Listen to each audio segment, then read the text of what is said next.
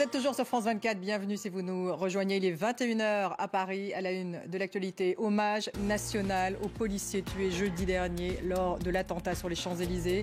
Xavier Jugelé avait 37 ans. Son compagnon a témoigné de sa douleur extrême.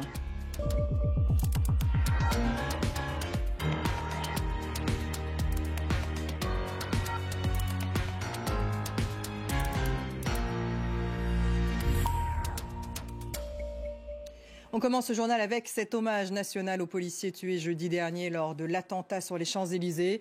L'hommage a eu lieu ce matin à la préfecture de police. Xavier Jugelé avait 37 ans. Son compagnon a témoigné de sa douleur extrême dans un discours bouleversant. Stéphanie Pérez, notre consoeur de France 2. Recouvert du drapeau tricolore, le cercueil du capitaine Xavier Jugelé, 37 ans, abattu sur les Champs-Élysées jeudi dernier. Tué de 2 balles dans la tête dans l'exercice de ses fonctions. Dans la cour d'honneur de la préfecture de police, le silence une nouvelle fois. C'est le 6e policier abattu par un djihadiste depuis 2 ans. Au premier rang, François Hollande, mais aussi Emmanuel Macron et Marine Le Pen, pour un instant de trêve et d'unité dans la campagne.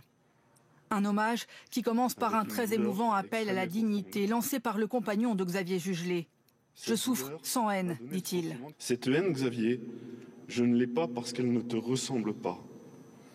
Parce qu'elle ne correspond en rien à ce qui faisait battre ton cœur, ni ce qui avait fait de toi un gendarme, puis un gardien de la paix. Parce que l'intérêt général, le service des autres et la protection de tous faisaient partie de ton éducation et de tes convictions. Et que la tolérance, le dialogue et la tempérance étaient tes meilleures armes. À toi, je voudrais te dire que tu vas rester dans mon cœur pour toujours. Je t'aime. Restons tous dignes et veillons à la paix et gardons la paix. Puis le chef de l'État remet aux policiers assassinés la Légion d'honneur à titre posthume.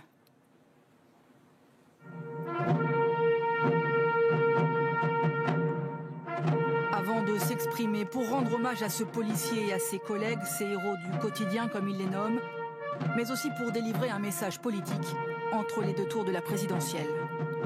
Aux élus ici présents, qui auront à décider pour demain, je leur demande d'accorder les ressources budgétaires nécessaires pour recruter les personnels indispensables à la protection de nos concitoyens et pour leur fournir les moyens qui leur permettront d'agir encore plus efficacement.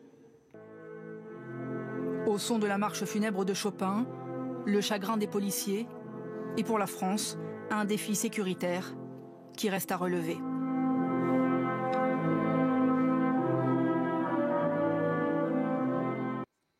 Denis Jacob est avec nous, secrétaire général du syndicat Alternative Police CFDT. Bonsoir, merci beaucoup d'être avec nous ce soir. Alors, votre réaction, Denis Jacob, après cette cérémonie bouleversante?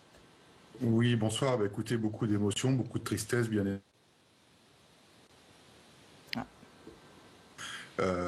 Une très grande émotion dans cette cour de la préfecture de police de Paris. Malheureusement, un collègue et encore un de trop tombé pour la France et on ne peut que le regretter.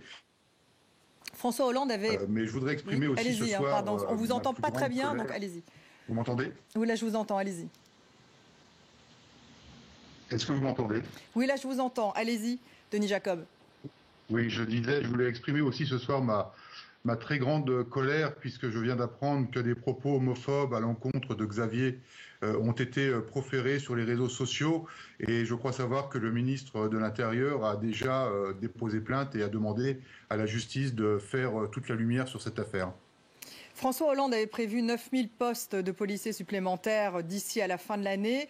Il y a toujours un problème d'effectifs dans la police, même après justement ces 9000 hommes supplémentaires. Ouais. Désolé, mais j'ai un problème de retour. Vous avez un problème de retour? Est-ce que vous m'entendez maintenant? Oui, je vous demandais... Oui, c'est assuré. Mais... François Hollande a fait allusion au fait qu'il avait créé 9000 postes de policiers supplémentaires pour avant la fin de l'année. Est-ce que ça suffit ou est-ce qu'il y a toujours un problème d'effectifs dans la police? Bon, écoutez, je pense que déjà cette journée, c'était la journée de Xavier. Je trouve un peu déplacé qu'on ait eu un peu un règlement de compte entre hommes politiques.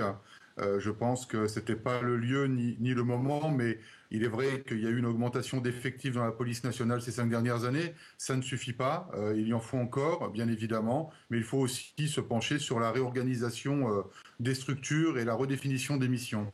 Alors Denis Jacob, nous sommes tout de même en pleine campagne électorale de second tour. Il y a 2 finalistes. Ils prévoient d'ailleurs tous les 2 une augmentation des effectifs. Que leur demandez-vous ce soir ? Écoutez, moi je leur demande de s'attacher très rapidement à la problématique sécuritaire en France, à se préoccuper des conditions de travail de mes collègues, de revoir aussi le fonctionnement de certains services.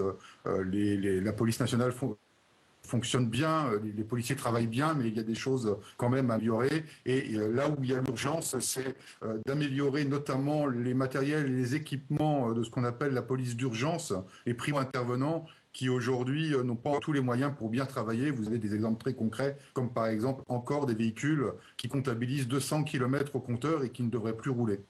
Merci beaucoup Denis Jacob et pardon pour ce petit problème de liaison, secrétaire général du syndicat Alternative Police CFDT.